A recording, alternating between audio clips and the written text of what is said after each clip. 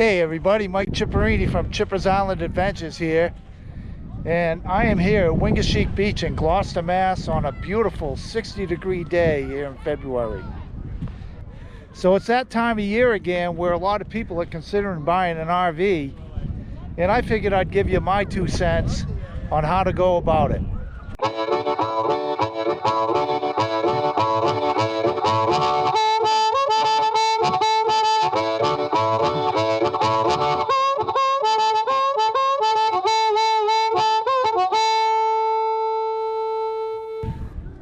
So anyway, I bought my RV a year ago, but before I bought it, one of the things I did was a lot of research.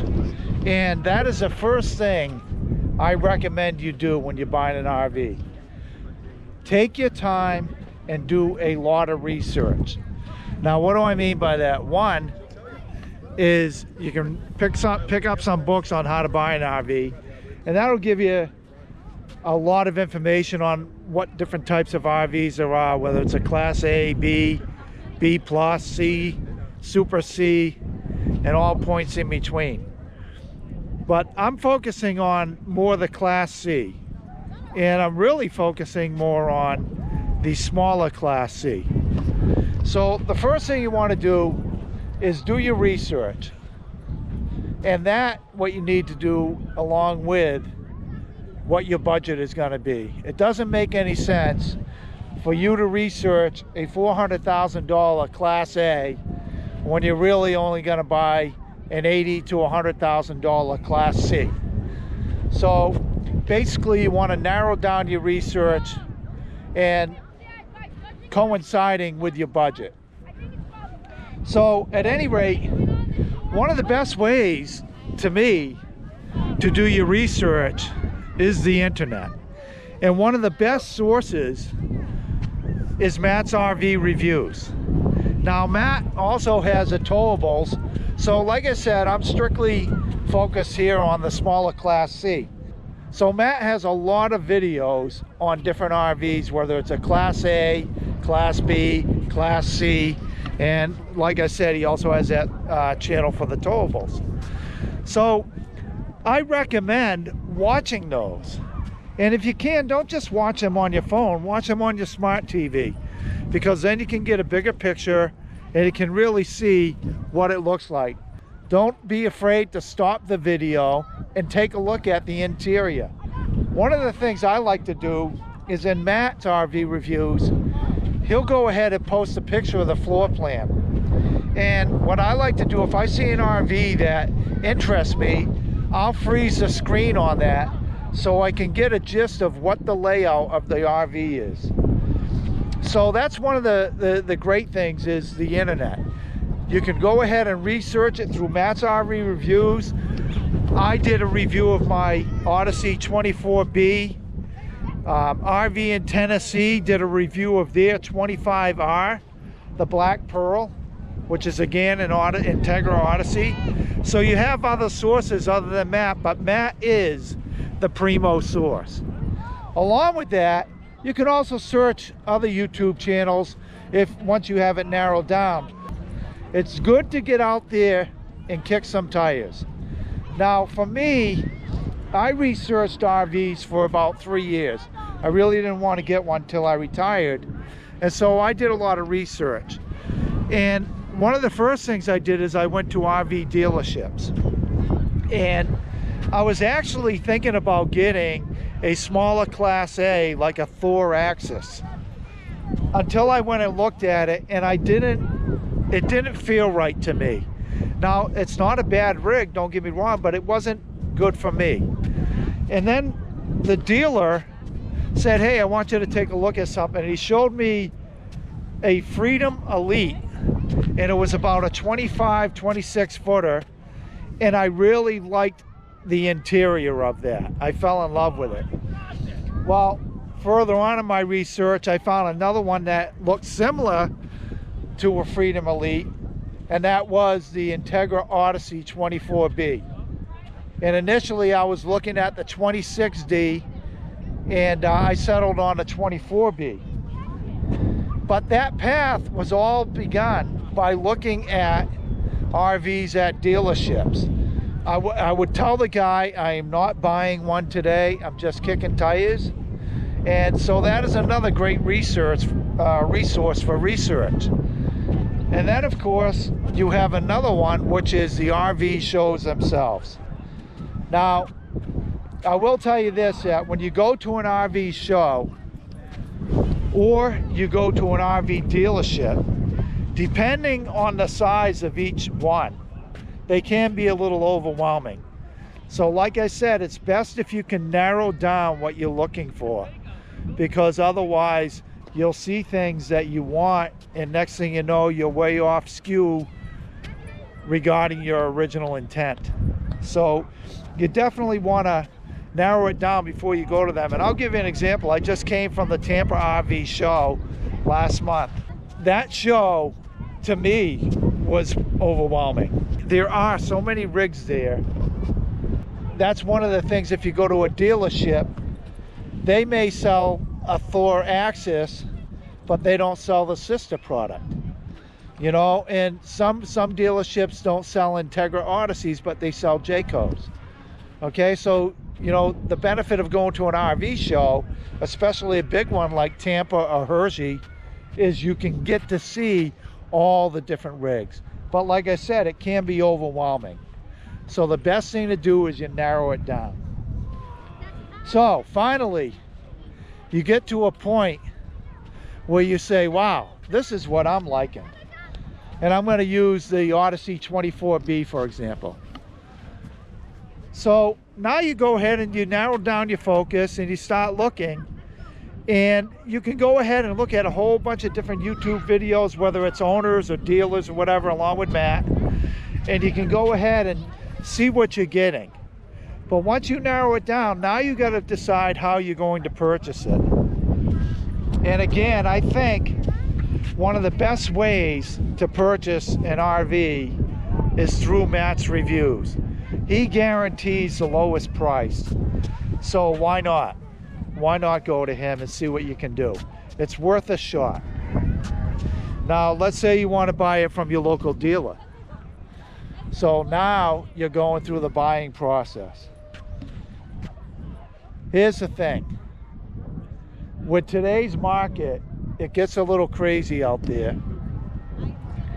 because you may order a rig that you think you're going to pay $90,000 for, and then 3 months down the road they tell you that it's gone up $10,000, and that is in the fine print. So just be aware of that. That did not exist when I was purchasing my rig. Now, just let me interject here real quick. The way I did mine is I researched it for around 3 years. I finally settled on the Integra Odyssey 24B. I pulled the trigger on it through Matt's RV reviews just before the crap hit the fan in the RV industry. So I didn't have any problems. My price, what I assigned to, was agreed upon and stayed that way.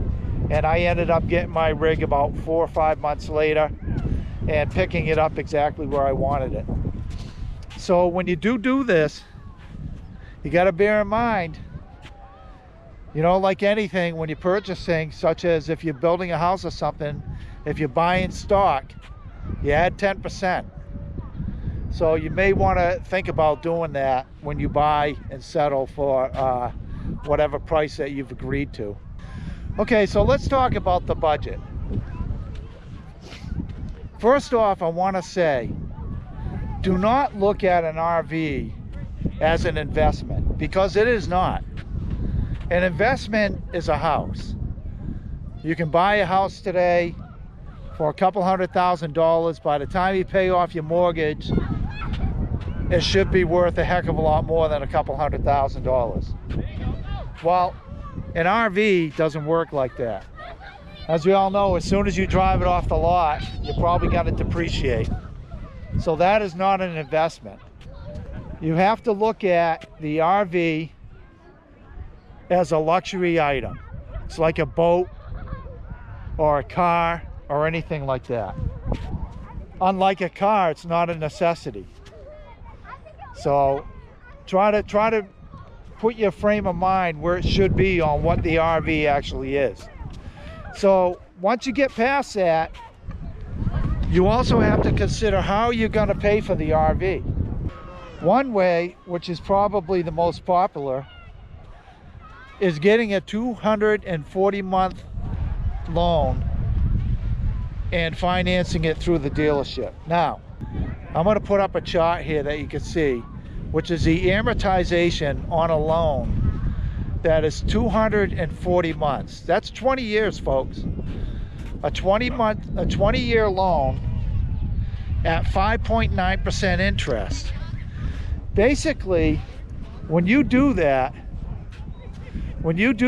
you are paying about 2/3 of the payment is going toward interest for about the first 10 years.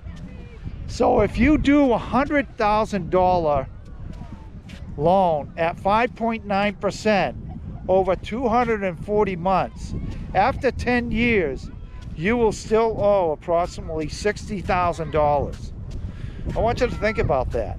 $60,000. Now, what are your options? Well, you can get a smaller loan. We'll say a 10-year, 120-month. Hopefully you get a better rate. And that way there, you're paying about 2/5 of your initial payments will be going in interest, whereas 3/5 will be going toward the mortgage principal or the loan principal.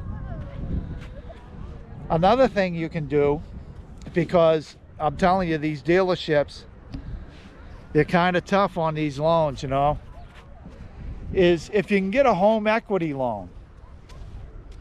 A home equity loan is usually a lower rate, and you can get down, in some instances, you can get down to 2.5%. So if you're paying a loan off at 2.5%, that's not as much interest, especially if you're looking at a shorter loan period. So basically what I'm telling you in all this is, don't just think of the dealership. Check out your credit union. Check out your local bank. Consider a home equity loan and try to pay it off as much as possible, because it's really horrible when you're sitting there after 10 years with a $100,000 rig and you owe more than the rig is worth. So that's what you want to consider, and you know, really take a really good look at that. So the financial aspect, it's a bit of a mess. If you can put a down payment on it, you know, and all that, I think that's a good way to go. And you know, so that, but that's all up to you. Like I said, it's part of your research. You research the rig, you research the financial aspect of it, of how you're going to pay for it. Okay, so let's say you're buying your rig, you got it all chose out. For instance, you're gonna buy an Integra Odyssey 24B. They're gonna call you and let you know that your rig is coming in. And with that, I really recommend that you get an inspector, a third-party inspector, to go and inspect that rig before you pick it up. One of the best ones is NRVIA,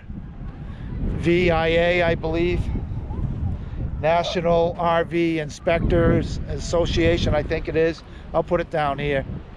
And I think anybody that has bought a rig highly recommends you do that, even if it is brand new.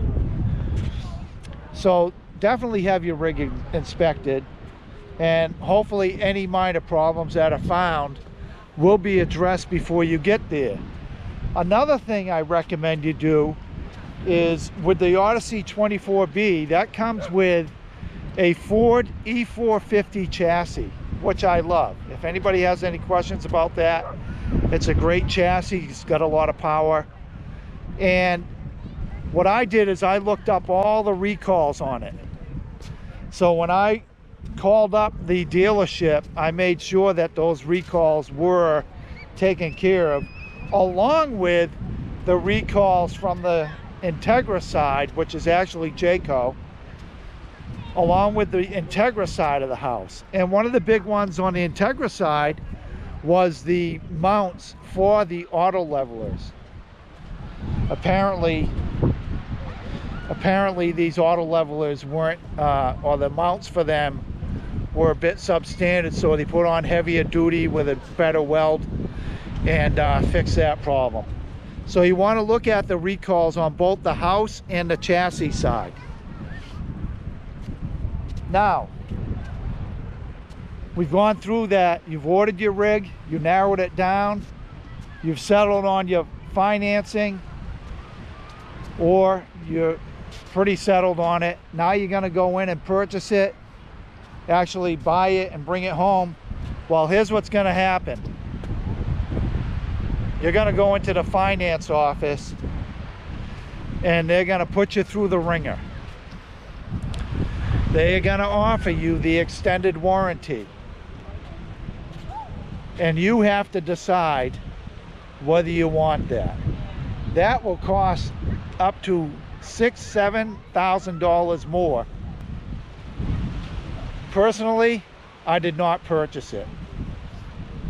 That Integra Odyssey I got has a 2/3 year warranty, and I figure if anything bad is going to happen, it's going to happen in the first couple years.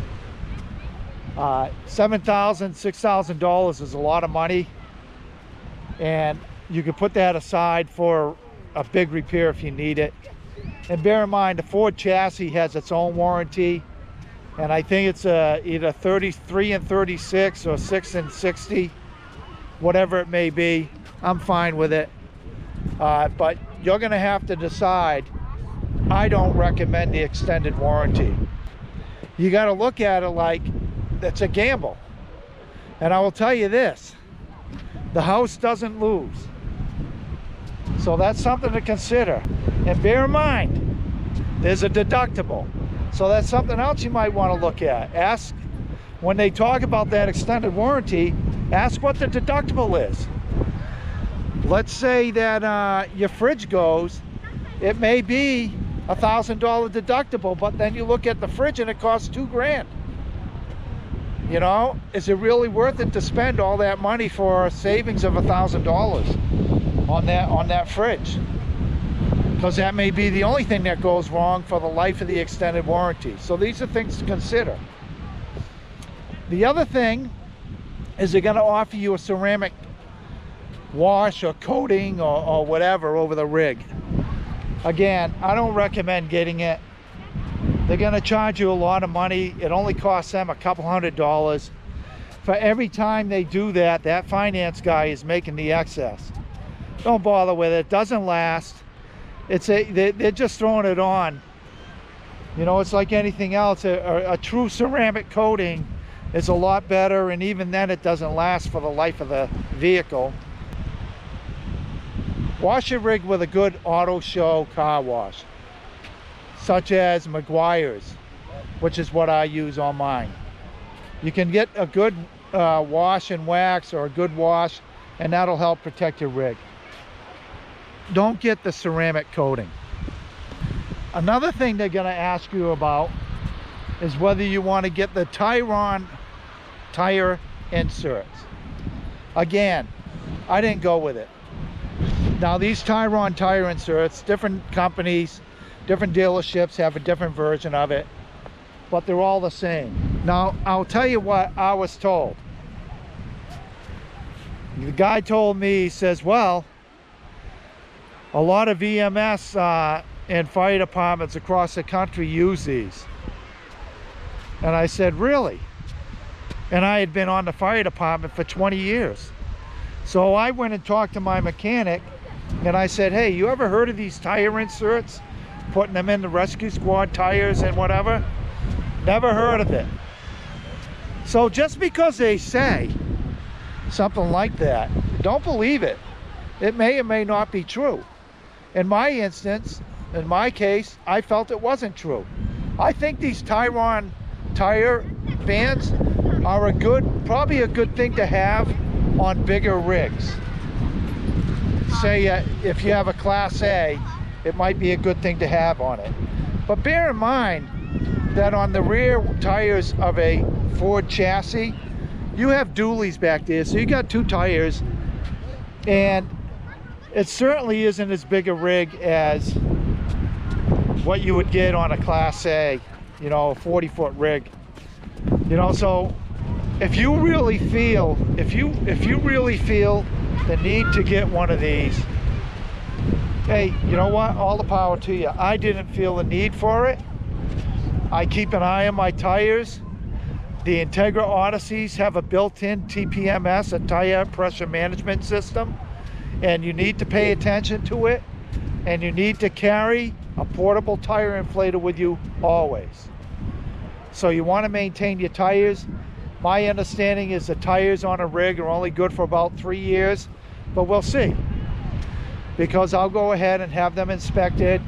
The garage that I use for my oil change, I trust them, and they'll go over everything with a fine-tooth comb for me. So, you know, that's up to you once again, but I don't recommend getting the Tyron tire inserts. Remember this, they're gonna pressure you. You're gonna be at a weak moment, and you gotta stay strong. You don't need an extended warranty. You don't need Tyron tire inserts. You don't need a ceramic coating. You do need to have your rig inspected by a third-party inspection service. That you do need. Now, I want to get back to when you pick up the rig. One thing you want to do is you're going to do a walkthrough with the dealer. Do not let them rush you. Go through everything. If this is the switch for the interior light, turn it on, turn it off. Turn on and turn off everything. If you have it, pick up a little plug tester, outlet tester. They go for a couple bucks at Home Depot or Lowe's, and you can plug it in each outlet and it'll show you that it's working or not working, because you are going to have something you missed. In my case, one of the things I missed was when I drove off a couple days later, I went to turn on the dome lights for the interior of the cab and they weren't working. I didn't catch that when I was at the dealership, and once I got home, I went ahead and fixed it. It was just a ground wire. The lights hadn't been grounded. I grounded them. They've worked fine ever since. The other thing I missed was the switch that turns the chassis battery on and off. The power from the chassis battery on and off. And that switch, the guy told me don't turn it off because it will reset everything. Well, when I got home and I put my rig in storage, that was the first time I turned it off and it wouldn't turn off. So the guy basically lied to me, and what did I know? I was thinking it would reset the auto level jacks, and I didn't want to have to recalibrate them. But the bottom line is I already called Integra and they gave me a case number, and now I can order the parts through one of the local dealerships, which I have to do this month. So when you go through your rig, some people recommend you videotape things that are a little bit complex. And you will get stuff that is a little bit complex if you've never been in a rig before, like me, and or take notes. Don't be afraid to do any of this, because it'll come in handy later. And you know, so you want to do a really good walkthrough. Feel free to sit on it, lay on it. Feel free to flush it, flip it, do whatever it needs. Open up every cabinet and make sure it opens and closes. Flip every switch. Turn it on, turn it off. Turn on the stove, the burners. When I went through, I didn't turn on the oven because I know the oven can be a little pain in the tail. When I did get home, I turned it on and I flipped, and it worked fine. So you want to go through every compartment. Make sure there isn't water in the compartments in the basement. You know, and just go over everything. most dealerships will not let you on the roof anymore. So if you can get up on the roof, get on the roof. So I think that's it for now. I hope this gives you a good idea of what to do and what to expect when you buy an RV. And I'm not an expert, I'll tell you that straight up. All I can say is I've been through the process, and just in a nutshell, the way I did it real quickly is I researched it various different ways. I then ordered it through Matt's RV Reviews. I used my home equity loan at 2.5%, and I'm paying it off as quick as possible. I also used an RV inspector who found a couple little flaws, nothing big, fixed immediately. I picked up my rig at Ocala, Florida. I did not go with the extended warranty, nor did I go with the Tyron tires inserts, nor did I do the ceramic coating. I didn't do anything. All I wanted was to get the keys and get out of there. Everybody's experience is different. If you see that they're really pressuring you at a dealership, and in other words, maybe bullying you, walk away. Walk away, and your RV experience, your purchasing experience should be enjoyable, not a chore. And mine, for the most part, was very enjoyable. So that's it. And if you like this video, feel free to hit the like button. And if you haven't yet, subscribe to my channel. All the best to all, and happy RVing.